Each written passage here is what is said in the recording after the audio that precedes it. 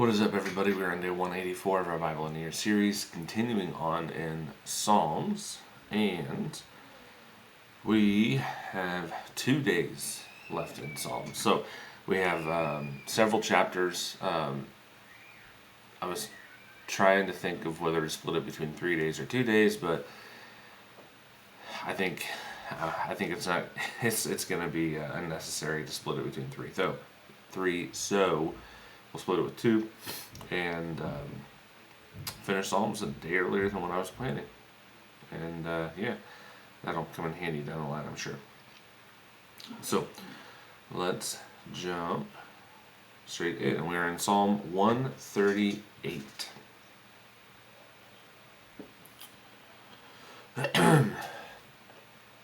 I will give you thanks with all my heart. I will sing your praise before the heavenly beings. I will bow down toward your holy temple and give thanks to your name. For your constant love and truth, you have exalted your name. And you promise above everything else, on the day I called, you answered. You increased strength within me. All the kings on earth will give you thanks. Lord, when they hear what you have promised, they will sing of the Lord's ways. For the Lord's glory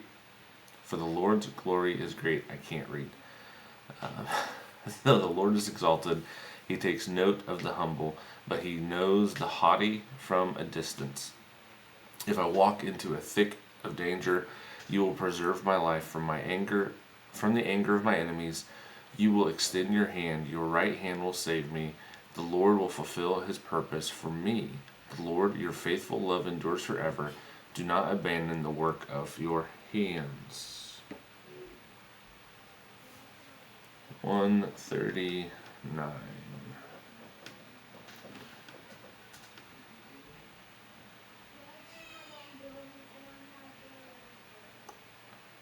Okay, my computer froze for a second, but I think we're good.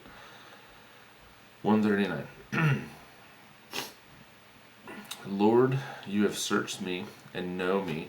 You know when I sit down and when I stand up. You understand my thoughts from far away. You observe my travels and my rest. You are aware of all my ways. Before a word is on my tongue, you know all about it. Lord, you have encircled me. You have placed your hand on me.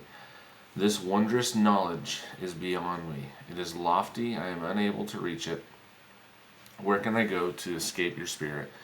Where can I flee from your presence? If I go up to heaven, you are there. If I make my bed in Sheol, you are there. If I fly on the wings of the dawn and settle down in the western horizon, even there your hand will lead me. Your right hand will hold on to me. If I say, surely the darkness will hide me, and the light around me will be night. Even the darkness is not dark to you. The night shines like the day. Darkness and light are alike to you. For it was you who created my inward parts. You knit me together in my mother's womb. I will praise you, because I have been remarkably and wondrously made. Your works are wondrous, and I know this very well. My bones were not hidden from you when I was made in secret, when I was formed in the depths of the earth. Your eyes saw me when I was formless. All my days were written in your book and planned before a single one of them began. God, how precious your thoughts are to me, how vast their sum is.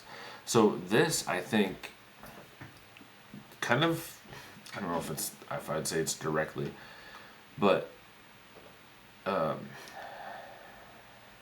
guess you could say kind of directly. So this is, I think, making a case for a person being a person prior to birth, right? And I think this makes it difficult, not this alone, this makes it difficult for someone who is a Christian to have a pro-choice stance. I don't think you can actually be a Christian. I don't think as a Christian you can actually have a pro-choice stance because it is anti-biblical. It goes against what we see in Scripture. So you can't be, I don't think you can be a Christian and say that murder is fine. essentially. Verse 17. God, how precious your thoughts. thoughts. Oh, it's early, guys. It's early. I'm traveling. I didn't sleep well last night. And now I just said thoughts. Okay. God, how precious your thoughts are to me. How vast their sum is. If I counted them, they would outnumber the grains of sand. When I wake up, I am still with you. God, if only you would kill the wicked, you bloodthirsty men, stay away from me, who invoke you deceitfully. Your enemies swear by you falsely. Lord, don't I hate those who hate you, and detest those who rebel against you. I hate them with extreme hatred. I consider them my enemies. Search me, God, and know my heart. Test me and know my concerns. See if there is any offensive way in me. Lead me in the everlasting way. 140. Rescue me, Lord, from evil men. Keep me safe from violent men who plan evil in their hearts. They stir up wars all day long. They make their tongues as sharp as snakes' bites. Vipers' venom is under their lips. Protect me, Lord, from the power of the wicked. Keep me safe from violent men who plan to make me stumble. The proud hide a trap with ropes for me. They spread a net along the path and set snares for me. I say to the Lord, you are my God. Listen, Lord, to my cry for help. Lord, my strong Savior. You shield my head on the day of battle. Lord, do not grant the desires of the wicked. Do not let them achieve their goals, otherwise they will become proud. When those who surround me rise up, may the trouble their lips cause overwhelm them. Let hot coals fall on them. Let them be thrown into a fire, into the abyss, never again to rise. Do not let a slanderer stay in the land. Let evil relentlessly hunt down a violent man. I know that the Lord upholds the just cause of the poor, justice for the needy. Surely the righteous will praise your name. The upright will live in your presence. 140. Lord, I call on you. Hurry to help me. Listen to my voice when I call on you.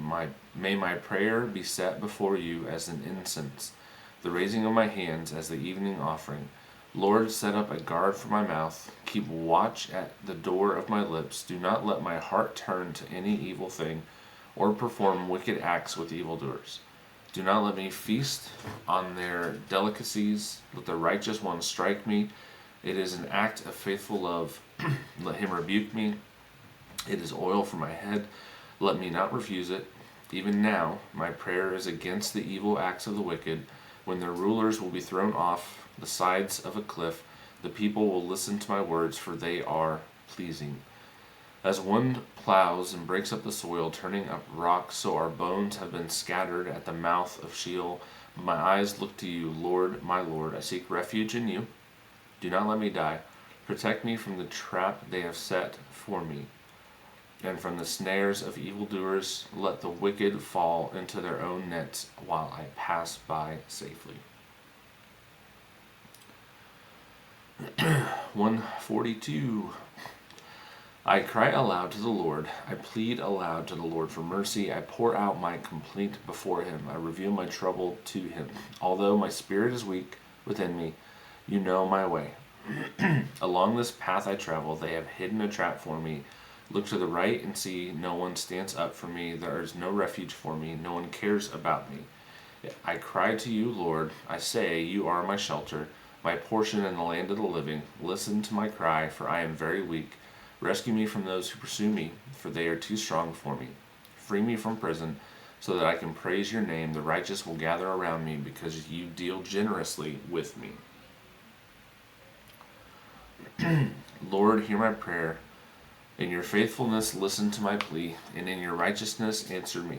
Do not bring your servant into judgment, for no one alive is righteous in your sight. For the enemy has pursued me, crushing me to the ground, making me live in darkness, like those long dead. My spirit is weak within me, my heart is overcome with dismay. I remember the days of old. I meditate on all you have done. I reflect on the work of your hands. I spread out my hands to you. I am like parched land before you. Answer me quickly, Lord. My spirit fails. Don't hide your face from me, or I will be like those going down to the pit. Let me experience your faithful love in the morning, for I trust in you. Reveal to me the way I should go, because I appeal to you. Rescue me from my enemies, Lord. I come to you for protection. Teach me, or do your will, to do your will. For you are God. You are my God. May your gracious spirit lead me on level ground. For your name's sake, Lord, let me live in your righteousness. Deliver me from trouble. And in your faithful love, destroy my enemies. Wipe out all those who attack me, for I am your servant. And that is it for our reading. Let's jump into questions for today. Question 1. Psalm 138 praises God for exalting his name and his word above all things. What does it mean to live with that same reverence for God's name and word in our daily choices? I think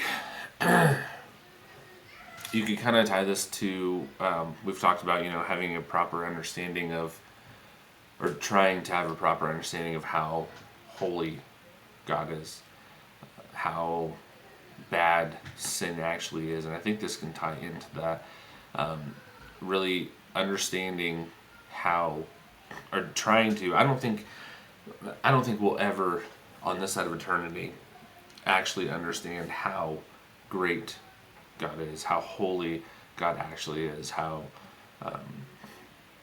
awesome, how powerful, all of these things. I don't think we can really comprehend, at least not fully, God. At least not on this side of eternity, maybe not even on the next. But I think we will have a much better understanding on the next side of eternity when we finally do see him face to face.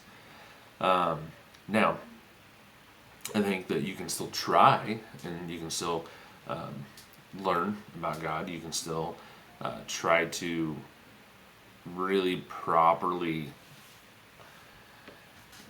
see the distance that is created by sin, things like that.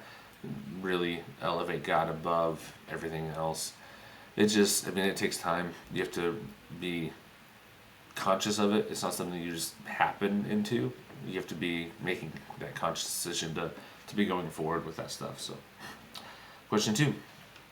Psalm 139 speaks of God's intimate knowledge of us. Even before we speak or act, how should this awareness of being fully known by God shape our view of identity and worth?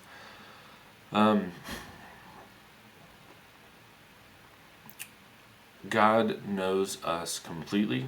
Before we were born, God knew us completely. He knew what we would do. He knew the type of person that we would be. He knew whether or not we were going to accept or reject him.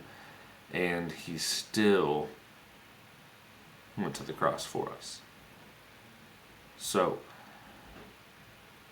knowing that,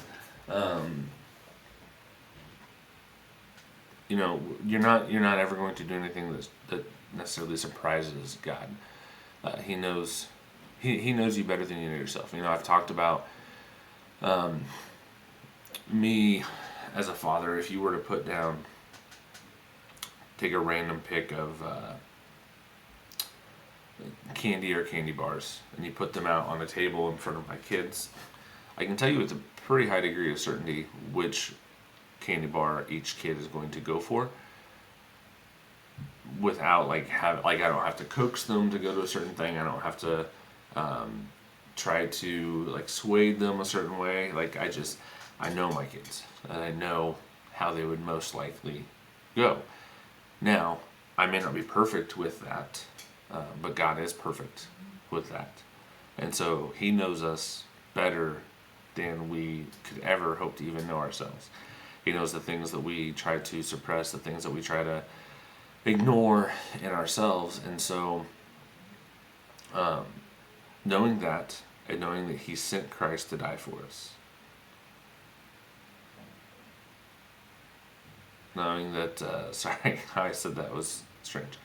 The Father sent Christ to die for us. Jesus willingly came and died for us.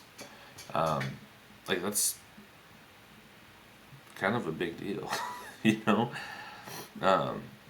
So having an understanding of that, taking that to heart, knowing that even when we were sinners, Christ still died for us. And it should help to kind of change how you view yourself. Right? Yes, we are sinners. Yes, we are fallen. But there is value. Question 3. Psalm 143 is a cry for mercy and guidance. How can we hold on to God's character when we feel overwhelmed by guilt, fear, or spiritual dryness? We've talked about this several times. This is where you have to just push through it sometimes. Sometimes you don't feel like praying, but you need to pray. Sometimes you don't feel like worshiping, you need to worship. You don't feel like going to church, you don't feel like, whatever. Those are usually the times, I think, when you need to probably do that the most. Now, that is kind of getting rid of our emotion, doing away with how we feel, and focusing on God, regardless of how we feel. So, that is it for today. Appreciate everyone watching and listening up to this point. Don't forget to like, comment, and subscribe. I enjoy reading comments, interacting with people. So put something down in the comments. You can answer the questions. Tell me how I was right or wrong. Tell me how wrong I was. All that good stuff. If this has been a blessing to you, pass it along. Share it with others. Word of mouth is the best way podcast spread. So you could help someone else learn about this and give them a resource to stay in reading the Bible daily as well. That's it. Tomorrow will be the last day in Psalms, so you're not going to want to miss it. It's going to be good. Thanks. God bless.